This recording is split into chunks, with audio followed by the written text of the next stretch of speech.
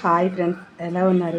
ఈరోజు వీడియో ఏమిటి అంటే ఇగోండి ఇలా మిగిలిపోయిన అన్నంతో చూడండి ఇలా గుంత పొంగనాలు ఎంత బాగా చేసుకున్నాం. చూడండి ఎంత స్మూత్గా ఎంత బాగా వచ్చిందో చూడండి.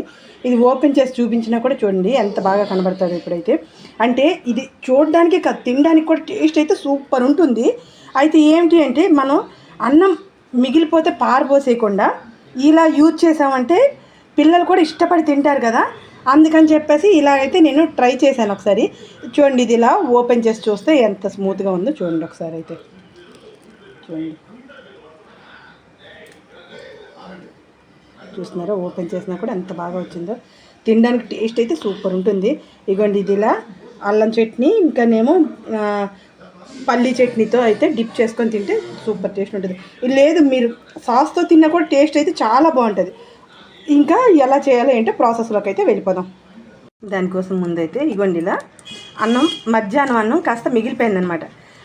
మా బాబుకి తినమంటే ఇప్పుడు మరి నేను అన్నం తినే మూడ్ నాకు లేదు అని చెప్పాడు. అయితే ఇగోండి పెసరట్టు చేద్దామని చెప్పేసి పెసరపప్పు అయితే నానబెట్టి పెసరపప్పు రుబ్బు అయితే తయారు చేసుకొని ఉంచుకున్నాను పెసరట్టు కోసం. అయితే ఇప్పుడు ఈ అన్నం ఇలా వేస్ట్ అయిపోతుంది కదా, అన్నం వేస్ట్ చేయకూడదు కదా. సాధ్యమైనంత వరకు నేనైతే అన్నం వేస్ట్ చేయను. అయితే ఇప్పుడు ఈ అన్నంతో మనం బోండాల్లా తయారు చేసుకుందాం. ఇది ఏమీ లేదు, దీనికి ఎక్కువ ఇంగ్రీడియంట్స్ కూడా ఏం అవసరం ఉండదు. ఏమిటి అంటే అన్నం ముందైతే మనం మిక్సీ చేసేసుకుందాం, మెత్తగా ఫైన్ పేస్ట్లా తయారు చేసేసుకున్నాక అప్పుడు నెక్స్ట్ ఏమిటనేది చూద్దాం. అయితే ఇగోండి మిక్సీ జార్ అయితే తెచ్చుకున్నాను. ఇందులో ఈ రైస్ ఇలా వేసేసి కాస్త వాటర్ వేయాలి దీనికి. ఎందుకంటే కాస్త థిక్గా వస్తేనే ఇది మనకు కరెక్ట్గా బోండా చేయడానికి అనేది కరెక్ట్ సరిపోతుంది. ఇదిగోండి ఇలా రైస్ మొత్తం ఇందులో వేసేసాను. ఇప్పుడు ఇది మనం గ్రైండ్ చేసి తెచ్చేసుకుందాం. ఇంకా ఇదిగోండి ఇలా ఫైన్ పేస్ట్ లాగా తయారు చేసుకున్నాం కదా. ఇప్పుడు ఈ పేస్ట్కి మనం ఇందులో వేయాల్సింది ఏమిటి అంటే కాస్త జీలకర్ర, వాము, అలాగే కొద్దిగా పచ్చిమిర్చి, ఇంకా కొన్ని ఆనియన్ పీసెస్ వేసుకుందాం. అయితే ఆనియన్ పీసెస్ పచ్చిమిర్చి రెండు కలిపి చాపర్లో వేసి నేను గుండగా చాప్ చేసి రెడీ చేస్తాను. ఒక 3 ఆనియన్స్ అయితే సరిపోతుంది, దీనికి ఎక్కువ అవసరం లేదు. చిన్న సైజు అయితే 3, పెద్దదైతే ఒక్కటి సరిపోతుంది.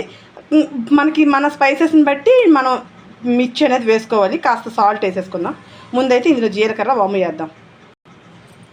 ముందు జీలకర్ర 1/2 టీ స్పూను, అలాగే వాము ఒక 1/2 టీ స్పూన్.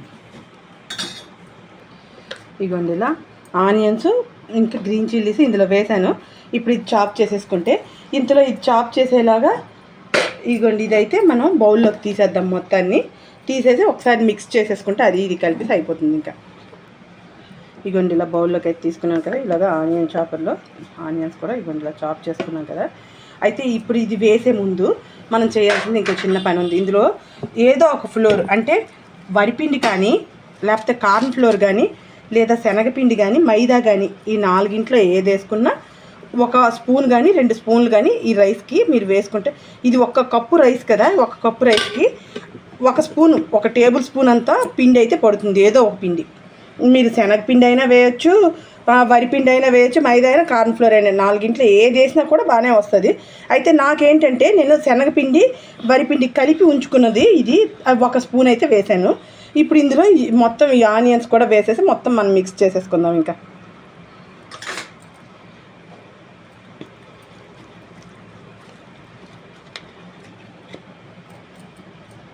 ఇంకా మొత్తం బాగా మిక్స్ చేసేసుకోవడం. ఇందులో సాల్ట్ వేయలే, ఇంకా సాల్ట్ కాస్త వేసేసి మిక్స్ చేసేద్దాం. దీనిలో ఇప్పుడు టేస్ట్కి తగ్గ సాల్ట్ అయితే యాడ్ చేసేసుకుందాం. ఇంకా చేసేసుకొని మొత్తం మనం మిక్స్ చేసేసుకోవడం ఇది పూర్తిగా. ఈలోగా ఇగోండిలా గుంత కళాయి పెట్టాను, అది కాస్త వేడి ఎక్కుతుంది కదా మనం ఈ పిండి కలుపుకునేలాగా. ఈ గుంత పొంగనాల కళాయి అయితే రెడీ అయిపోయింది కదా. ఇప్పుడు ఇందులో అన్నిట్లో కాస్త ఆయిల్ అయితే వేసుకుందాం.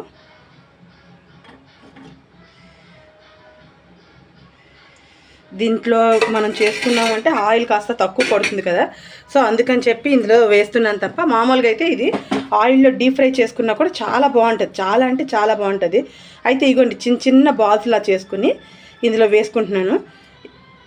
అదిగోండి అంతే, మరీ పెద్దవి కాకుండా చిన్న బాల్స్లా బాగా ఫ్రై అవుతుంది కదా చిన్నవి అయితే, అందుకని చిన్నవి వేస్తున్నాను. చాలామంది అన్నం విడిచిపెట్టితే ఏం చేయాలో తెలియదు కదా, అటువంటిప్పుడు అన్నం ఉండిపోయింది అంటే అయితే ఏంటి అంటే ఇది మనం ఇలానే కాకుండా వడల్లాగైనా వేసుకోవచ్చు, ఇంకా మామూలుగా దోశలాగా అయినా వేసుకోవచ్చు, ఎలాగైనా చేయొచ్చు. అయితే టేస్ట్ అయితే చాలా బాగుంటుంది ఇది. పిల్లలు రైస్ తినడానికి మారం చేసే పిల్లలైతే అలాంటి వాళ్ళకి ఇది ఇచ్చారంటే వద్దనకుండా తింటారనమాట. ఇప్పుడు దీంతోనే కాదు, అటుకులతో చేసినా కూడా ఇది చాలా బాగుంటుంది. ఇవ్వండి ఇలా వేసుకున్నాం కదా, ఇప్పుడైతే దీని మీద మూత పెట్టేద్దాం. లో ఫ్లేమ్లో అలా ఫ్రై అవ్వనిద్దాం. ఇప్పుడు ఇంకా ఇది ఓ పక్క అయితే ఫ్రై అయిపోయి ఉంటుంది. ఒక్కసారి మూత తీసి చూద్దాం. ఒక్కసారి అయితే చూడండి కదా తీసి చూడండి, మనం వేసిన ఆయిల్ కూడా ఏమి ఇంత కొంచెం కూడా ఆయిల్ పీల్చుకోలేదు ఇది. అలాగే ఎంత బాగా టర్న్ చేయడానికి కూడా వచ్చేస్తుంది, చూస్తున్నారు కదా. ఇలా 4 పక్కల బాగా కాల్చాము అంటే టేస్ట్ అయితే సూపర్ వచ్చేస్తుంది ఇది.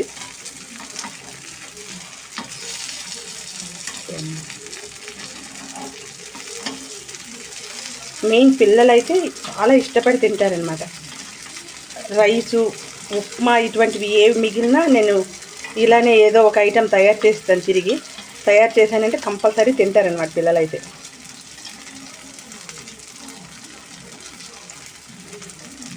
మళ్ళీ మూత పెట్టేద్దాం. ఇప్పుడు ఇంకా పూర్తిగా ఫ్రై అయిపోయి ఉంటుంది కదా, ఇంకా మూత తీసి చూద్దాం. చూడండి ఎంత బాగా ఫ్రై అయిపోయింది కదా. ఇంకా ఇవైతే మనం తీసేసి మళ్ళీ నెక్స్ట్ ఇలానే వేసేద్దాం.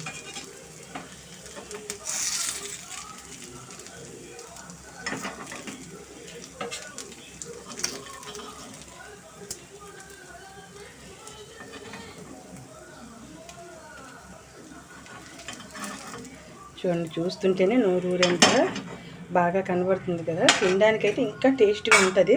అయితే పిల్లలైతే కంపల్సరీ ఇష్టపడి తింటారనమాట. అది దానికి గ్యారంటీగా చెప్పగలం, ఎందుకంటే అంత టేస్ట్ అయితే ఉంటుంది. చూడండి, ఆయిల్ కూడా ఎంత తక్కువ ఆయిల్ అయితే వేసానో. మళ్ళీ అలానే వేసేద్దాం.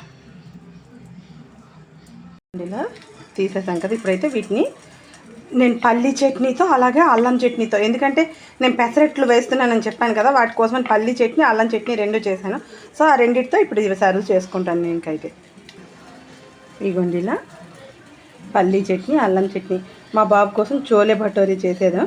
అయితే దానికోసం అని చెప్పేసి ఇగోండి చోలే చేశాను కదా, అందుకని చెప్పి అది కూడా వేసి కాస్త పెట్టాను అనమాట వాడి కోసం.